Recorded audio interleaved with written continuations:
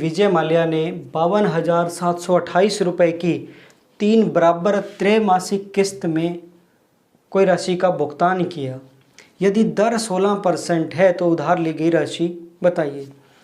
यानी इस बार जो किस्त है वो कितनी है, 52,728 रुपये है, जिसका जो भुगतान किया गया है वो त्रैमासिक यानी 3 किस्तों में किया गया। 3 महीने के बाद जो दर होती है जो 16%, ये हम स्टार्टिंग से पढ़ते आए हैं, क्या है, वार्षिक है।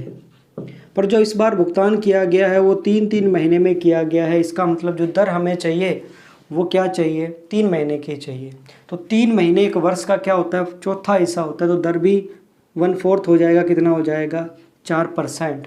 यानी 3 महीने की दर कितनी हो गई, 4%। क्योंकि 16% एक वर्ष की है तो 6 महीने की कितनी हो गई, 8%, और 3 महीने की कितनी हो गई, 4% की फ्रैक्शन है हमारे पास 1/25।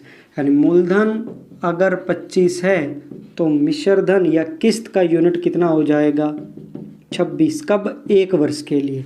अगर 2 वर्ष हुए तो ये इसका स्क्वायर हो जाएगा, कितना हो गया, 625, और 26 का जो स्क्वायर हो जाएगा कितना हो जाएगा, 676।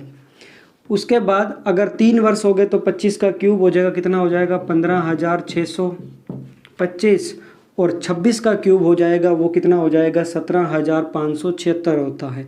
अगर आपको 26 का क्यूब याद नहीं है तो आप ऐसे भी लिख सकते हो, 676, ये 2 बार 26 है और 1 बार 26 की गुणा कर दो, क्योंकि उनकी जो गुणा होती है 17,576 होता है। मैं फिर से कह रहा हूँ, अगर ये याद ना है तो आप इस तरीके से भी लिख सकते थे, इससे भी क्वेश्चन क्या हो जाएगा, सोल्व हो जाएगा। जैसे अब हमें पता है इसको क्या करना है, बराबर करना है। बराबर करने के लिए क्या, इसको भी 26 से गुणा करनी पड़ेगी और इसको 676 से गुणा करनी पड़ेगी, तभी ये तीनों यूनिट क्या होंगे, बराबर होंगे। क्योंकि किस्त क्या होती है, बराबर। 3 बार त्रैमासिक बराबर किस्तों का भुगतान किया गया है। तो यहाँ मल्टीप्लाई होगी 676 से और यहाँ मल्टीप्लाई होगी 26 से। अब इसको अगर टोटल मल्टीप्लाई करते तो 25, मैं यहाँ लिख लेता हूँ ताकि इसको जोड़ करना आसान हो, या इस तरीके से शायद ये कट ना जाए इस वीडियो में। 25 छिका 150, 15 आएगा, 25 7 175 और 190, 19 वैल्यू आ जाएगी। 25 छिका 150 और 169, ये आ जाएगी मल्टीप्लाई। इधर मल्टीप्लाई करते हैं तो 26 5 130, 13 हासिल आ जाएगा। 26 दूना 52 और ये 65, 6 हासिल आ जाएगा।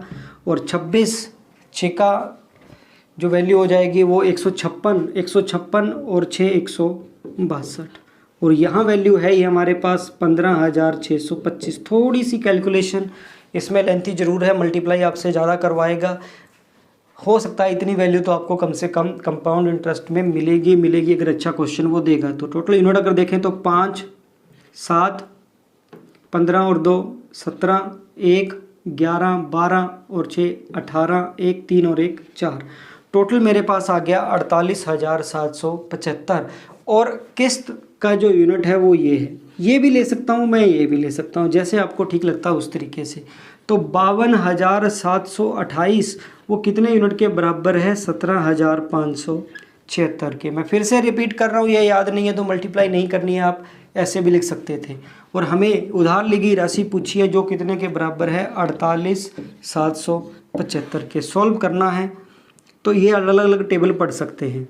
17 तिया 51, 5 तिया 15, 7 तिया 21, 6 तिया 18, 3 पर कटेगा। बड़ी इजीली हम इस चीज़ को सॉल्व कर सकते हैं। तरीका ये डिवाइड करने का मैं समझा चुका हूँ डिटेल से इसी चैनल पे। अगर कोई बच्चा नया है तो वो इसी चैनल पर जाकर डिवाइड करने का रूल समझ सकता है। इजीली आप बड़ी से बड़ी संख्या को डिवाइड कर सकते हो। 3 से गुणा करेंगे तो 5 तिया 15, 7 तिया 21 और 1 22, 7 तिया 21 और 2 23, 8 तिया 24 और 2 26, 12 और 2 14, यानी 1,46,325 रुपये उसने क्या लिए थे, उधार लिए थे। तो क्लियर है, ये किस्त के क्वेश्चन है जहां आपको यूनिट बेस पर चलना है। जो यूनिट दे रखा है उसका भाग कर देना है, जो पूछा जाए उसकी गुणा कर देनी है। होप आप इस चीज़ को समझ पाए हैं।